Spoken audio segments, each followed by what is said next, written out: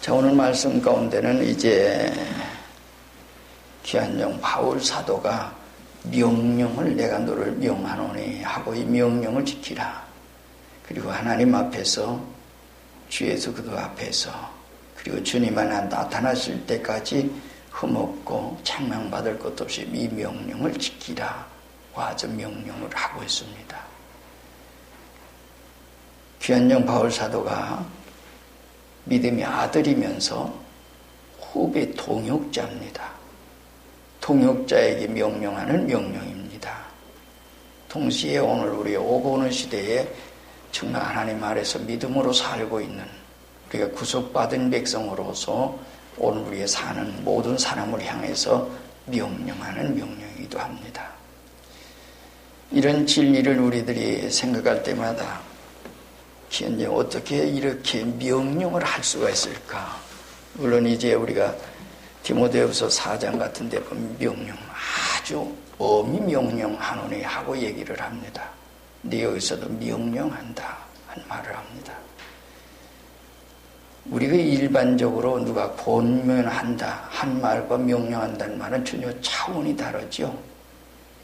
이 명령을 하는데 명령을 하면서 하나님 앞에서 주 예수 그리스도의 앞에서 그리고 그에 나타나실 것과 하고 얘기를 하는 것은 하나님 앞에서 명령을 하고 하나님 앞에서 이것을 정말시켜야 할 것을 얘기합니다. 얼마나 엄중한 그런 명령인지 모릅니다. 그래서 명령을 지켜라. 바울 사도가 이 말을 하면서 또한 하나님의 명령이라고 하는 말을 사용하고 있습니다. 때로는 우리가 생각할 때 그래요. 사람을 통해서 역사를 하고 사람을 통해서 전달되고 또 그러기 때문에 하나님의 명령이면서도 분명히 하나님의 명령인데 하나님의 명령으로 오늘 우리가 받기가 어려운 얘기입니다. 그래서 사람의 명령으로만 생각하고 사람의 말로만 생각할 수가 있어요. 그래서 그것을 잘 지키기 어려운 얘기입니다. 분명히 하나님의 종이 하나님의 감동받아서 전달한 그 모든 일이지만 때론 그래요. 여러분들이 잘 알고 있는 사무엘상 15장에 보면 기한종 사무엘이 사울에게 얘기한 얘기입니다. 사무엘이 가로되 여호와께서 번제나 다른 제사를 그 목소리 순종하는 것을 좋아하신 것 같이 좋아하시겠나이까. 순종의 제사보다 낫고 듣는 것이 수양의 기름보다 나으니 이는 거역하는 것은 사신의 죄와 같고 완고한 것은 사신 우상에게 절하는 죄와 같음이라. 여호와 왕이 여호와의 말씀을 버렸으므로 여호와께서 왕을 버려 왕이 되지 못하게 하셨나이다 라고 얘기를 합니다. 그러니까 하나님 말씀 하나님 명령을 저버렸다라고 이 사무엘이 말을 합니다. 그렇다면 언제 하나님께서 명령을 했는가? 그것을 이제 사무엘상 15장 1절 이하에서 얘기를 합니다. 근데 그 얘기 가운데는 아주 구체적인 얘기를 했어요. 사무엘 15장 1절로 3절까지는 사무엘이 통해서 하나님께 사울에게 명령을 했습니다. 지금 가서 아말렉을 쳐서 그들의 모든 소유를 남기지 않고 진멸하되 남녀와 소아와 젖 먹는 아이와 우양과 약대와 나귀를 죽이라 하셨나이다. 그러면서 얘기해요. 없어지기까지 진멸하고. 근데 이렇게 명령을 아주 구체적으로 했지만은 그러나 가만히 보니까 하나님 명령대로 갖고 하나님께서 반드시 이기게 하시었기 때문에 이겼습니다. 승리를 했습니다. 승리를 하다 보니까 옆에 눈에 보이는 게 참 좋은 게 보였습니다. 야, 이건 아깝다. 아, 이걸 멸하다니, 이걸 죽이다니. 이 좋은 양을, 이 좋은 소를, 이 좋은 것들을 어떻게 버려, 어떻게 멸해? 하고 이제 생각을 해서 그걸 취했습니다. 그것이 사울왕이 잘못한 겁니다. 하나님께서는 그러기에 구체적으로 얘기했어요. 아주 나귀도, 소도, 양도, 그리고 남녀노소를 모두가 아말렉 사람들을 진멸하되 이렇게까지 해라. 완전히 없어지게 자라요. 근데 그것을 그리하지 못했던 것입니다. 이것이 사울왕의 그때 잘못이었습니다. 사무엘을 통해서 전달된 하나님의 명령, 그 명령 그대로 잘 지켰으면 얼마나 좋았을까. 그러나 그것을 그대로 못했습니다. 우리가 이제 모세를 통해서 하나님께서 이스라엘 민족의 명령을 했고 하나님의 지시를 전달했습니다. 근데 모세의 사촌이면서 같은 레위집이면서 사촌이지요. 아주 똑똑하고 말도 잘하고. 근데 사실은 모세는 스스로가 밝히기를 나는 입이 둔하고 어둔한 사람입니다라고 해요. 그러니까 어쩌면 그래서 그 형 아론을 시켜서 언제나 대변인 역할을 했죠. 하나님의 뜻을 전달하는 그 가운데 그런 얘기예요. 물론 하나님께서 그때 얘기를 했죠. 입을 내신 이가 누구냐. 하나님께서 얼마든지 말을 잘할 수 있도록 해 주십니다. 그러나 그가 본인이 스스로 밝히고 그러고 있기 때문에 그래서 내 형 아론, 말 잘하는 내 형 아론이 있지 않느냐라고 해서 그를 통해서 언제나 전달하고 있습니다.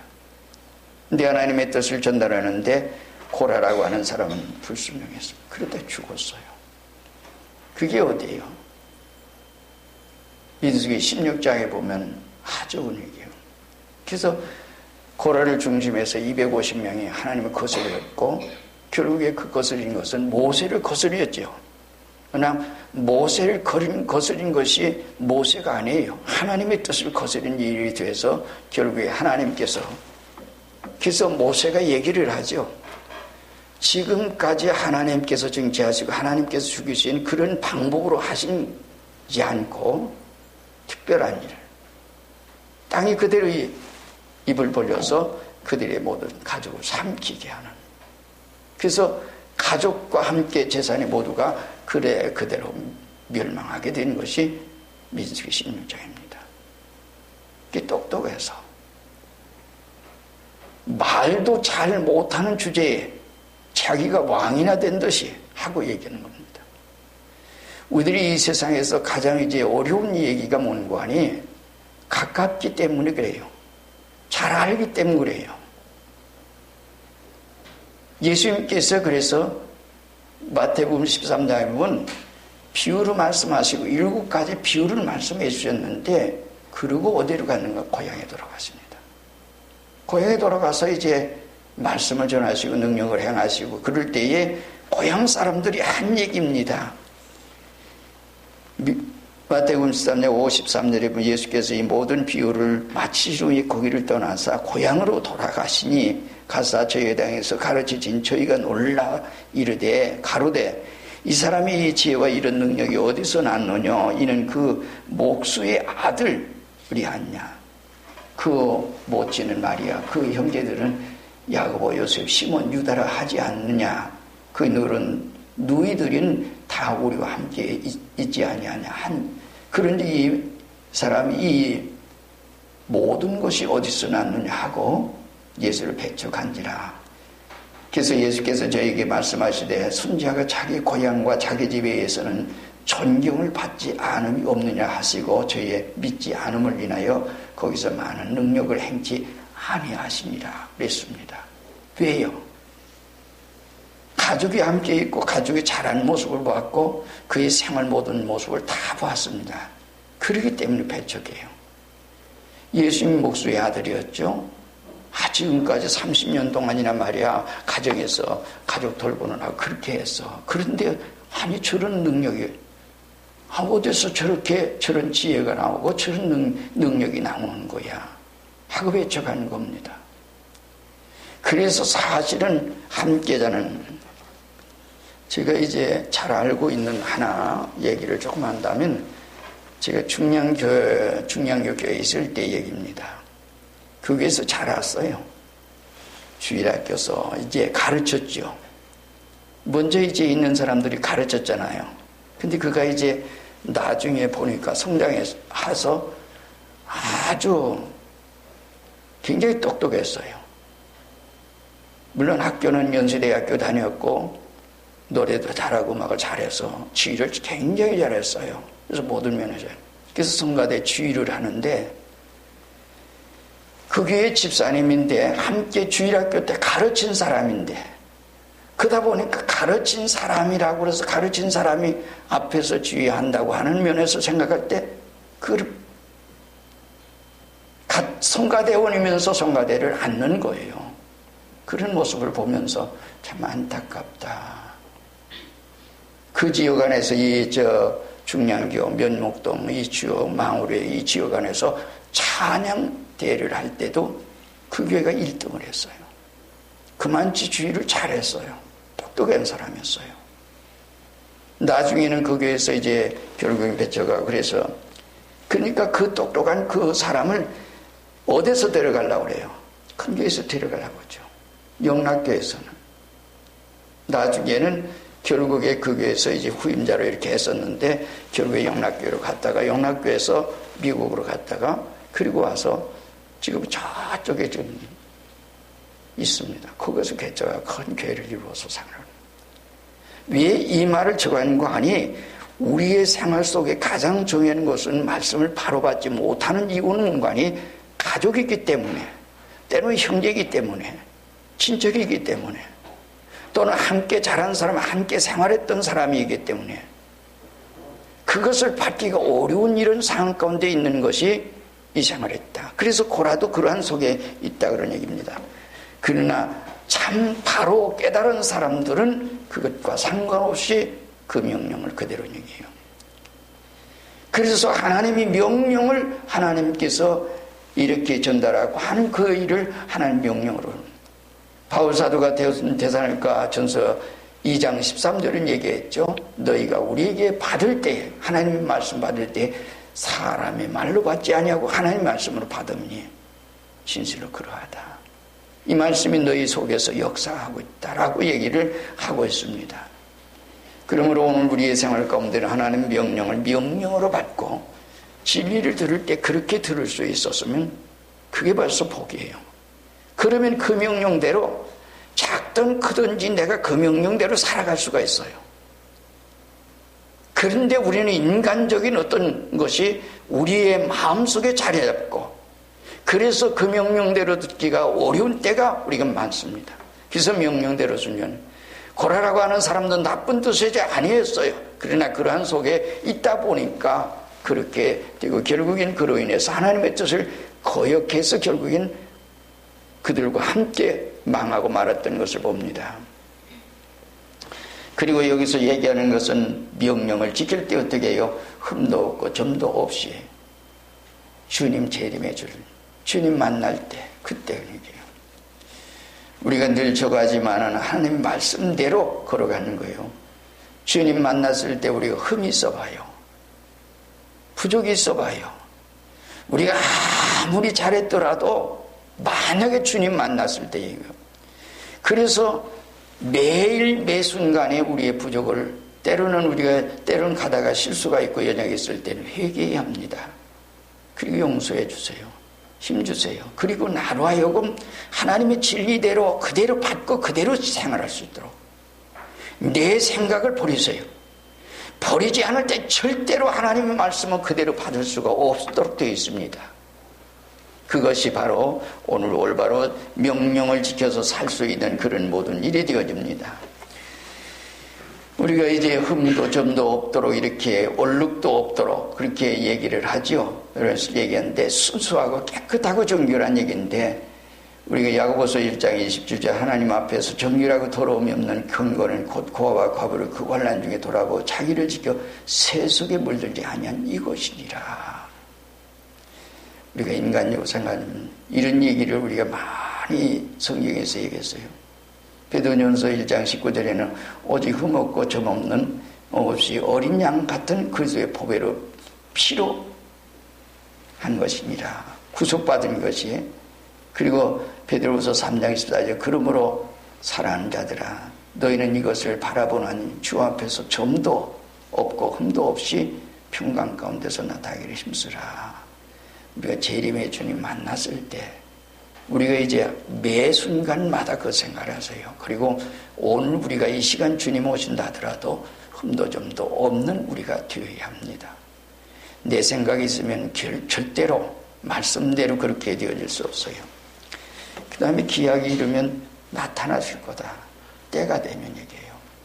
예수님께서 종종 말씀하시는 것만이 내 때가 아직 되지 않았다. 지금은 너희 때예요. 어둠의 세계예요. 하고 말씀을 주님이 하셨습니다. 기약이 되면 예수님의 세상에 보는, 그래서 이런 모든 일에 때가 있어요. 만사 모든 일이 있어요. 점점 때가 가까워졌다고 하는 것은 아무도 부정할 수 없는 이런 속에 지금 살고 있어요. 주님이 재림의 주로 오실 때, 그때는 우리가 이 세상에 지금까지 다 이것 때문에 저것 때문에 뭐 때문에 이렇게 해서 내가 못했어요 하고 그 얘기를 핑계할 수 없어요. 하나님께서는 우리가 할 수 있는 그런 모든 것을 다 주시고 능력을 주시고 그래요. 여기 있는 말씀 가운데 얘기했어요. 기약이 이르면 하나님이 그에 나타내 보이시리니, 하나님은 어떤 분이에요? 복되신 분이에요. 유일하신 분이에요. 주권자이시며 만왕의 왕이시여 만주의 주시오. 오직 그에게만 죽지 아니함에 있고 가까이 가지 못할 빛에 거하시고 어떤 사람도 볼 수 없고 볼 수 없는 자이시니 하고 얘기해요. 하나님이 어떤 분이냐 이런 얘기예요. 복되신 분이에요. 하나님 복되신 분만 아니라 유일하신 분이에요. 하나님 한 분이세요. 크신 분이에요. 고도신 분이에요. 이 정직한 모든 상을, 그리고 주권자에서 이 모든 것을 주관하신, 물론 구약성경에는 능하신 분이라고 하는 말씀으로 되어 있습니다. 그런 분이 바로 주님이세요. 그리고 만왕의 왕이십니다. 만주의 주시예요. 볼 수 없어요. 영원히 이러한 모든 분인데 그런 분에게 얘기해요. 오늘 우리가 이런 분을 어떻게 해요? 여기 있는 말씀 가운데 끝에는 찬양이라는 말씀이 나오죠. 찬양을 해라. 영광을 돌리라. 능력을 하나님께 돌릴지어다라고 얘기를 하고 있습니다. 자, 그런데 오늘 우리가 이제 그런 얘기예요. 주님이 재림해 오실 때 우리는 어떤 모습일 건가 얘기예요. 하나님께서 복되시고 이런 유일하신 분인데 그 하나님, 유일하신 하나님으로 오늘 우리가 몇인가 얘기예요. 우리가 이 세상에 하나님 많이 있죠. 사람들에게는 이것도 제일이고 저것도 제일이고, 아이고 돈이 제일이고 명예가 제일이고 이 세상에 제일이고. 그러다 보니까 정말 하나님이 제일로 살 수 있는 우리의 생활 가운데 그렇게 살지 못한 얘기예요. 때로는 그런 모든 생활 가운데, 그래서 그 하나님을 오늘 우리가 주님이 이제 여기 있는 말씀을 쭉 그렇게 얘기했어요. 7가지, 8가지나 돼요. 그런데 그 모든 생활 가운데, 이런 생활 가운데 그 은혜 가운데 있는 사람이 누구예요? 명령을 지켜 사는 사람이에요. 명령을 지켜 사는 사람에게 이런 복도 있고 이런 은혜도 있고 이 모든 생활이 있어요. 성경에는 주님이 재림하신다고 하는 말씀을 얼마나 많이 했습니까? 현재에 오늘 우리가 주님 재림하지 않았다고 사람들은 아이고 지금 세상이 모두가, 그래서 베드로서 후서 같은 데는 그런 얘기를 했어요. 처음 창조할 때부터 지금까지 쭉 역사가 이어져 왔잖아. 근데 언제 오시오? 그런 얘기. 많은 성경에는 주님이 재림의 주로 이렇게 오신다는 말씀을 굉장히 많이 했어요. 전체를 우리가 다 얘기하려면 한이 없죠. 많은 몇 군데를 소개한다면 마태복음 24장에도 몇 군데 얘기했어요. 주님은 어떻게 해요? 재림의 주로 오실 때에 천군 천사를 보내서 하늘 끝에 사방에서 보올 거다. 노아의 때와 같을 것이다. 사람들이 먹고 마시고 장가고 시집가고 있으면서 혼수가 나서 깨닫지 못하는 그런 때에 너희도 깨어있으라. 그건 얘기예요. 25장에서는 뭐요? 신랑으로 오신다 그죠? 주인으로 오신다 그래요. 또는 심판의 주로 오신다 그래요. 근데 그때마다의 생활이에요. 자, 그런데 달란트 비유에서는 장사를 했어요. 남겼어요. 우리가 달란트를 받긴 받았는데 아무것도 하지 않는 한 달란트 받은 사람은 나중에는 쫓겨나고 말아요. 있는 것도 빼앗기고. 5달란트, 2달란트 받은 사람은 장사했어요. 힘쓰고 애쓴 만치 여러분들 결과 나타날 겁니다. 전도 한 만치 열매를 맺을 것입니다. 내가 하는 것이 아니라 나는 다만 종으로 그것을 명령대로 걸어갈 뿐이에요. 나중에 안 하고서 그래 안 했습니다. 하나님께서 모두 다 하실 텐데요. 그때는 아무리 후회해도 소용없습니다. 때가 늦기 전에 우리에게 주어진 시간 안에서 여러분들이 힘쓰고 애쓸 만치 여러분들이 전도할 수 있을 겁니다. 인도할 수 있을 겁니다. 그리고 기도하면서 하다 보면 하나님 열매 맺게 해주실 겁니다. 그 일을 해주십니다. 우리 교회가 지금 현재 벌이고 있는 모든 일들을 하나님께서 기뻐하실 겁니다. 그 모든 잘해야죠. 약속대로 주님 오십니다. 요한계시록 1장 7절 말씀 우리가 잘 아는 얘기지요. 그때 주님이 오실 때는 어떻게 해요? 그를 찌르는 자들부터요 땅에 있는 모든 육속에 통곡하게 될 거다. 우리는 주님이 언제 오시는지 모르지만 그때가 반드시 오십니다. 나중에는 마태복음 25장에서는 얘기했죠. 양과 염소를 분별한 같이 의인과 의인은 그래서 분별해요. 오른편에 있는 자들에게 복받은 자들이요 하고 얘기를 했고 그들의 행동 생활을 모두가 얘기를 했어요. 나중에는 저주를 받은 자들이요 라고 얘기를 했어요. 그리고 마귀와 그 자들을 예비한 그곳에 들어가라. 이 말을 만약에 주님이 재림의 주로 오셨을 때 그 말을 듣는다 한다면 얼마나 불행할까요? 얼마나 안타까울까요?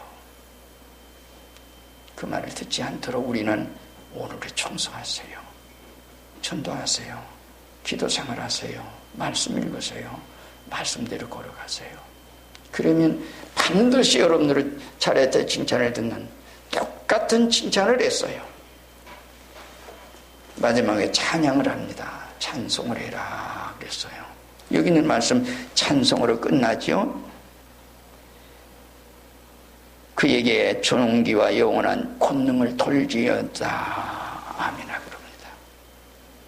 찬송은 누가 해요? 이 세상의 노래는 누가 불러요? 실패한 사람? 승리한 사람이 불러요. 승리한 사람이 부를 수 있는 게 찬양의 그 노래예요. 성경에서도 그것을 예의로 하지 않습니다. 하나님이 명령대로 살고 명령대로 걸어갔더니 하나님께서 그들에게 축복하시고 복되신 하나님, 유일하신 하나님, 주권자이신 그리고 만왕 왕 되신 그분이 모든 것을 해주시고 모든 걸 해주세요. 그래서 그 안에서 승리하도록 하나님께서 인도해 주세요. 그러나 그분의 권능을 믿지 못하고 그것을 생활하지 못한 사람들의 생활은 그전날 세상 모든 세상에 이렇게 지었어요.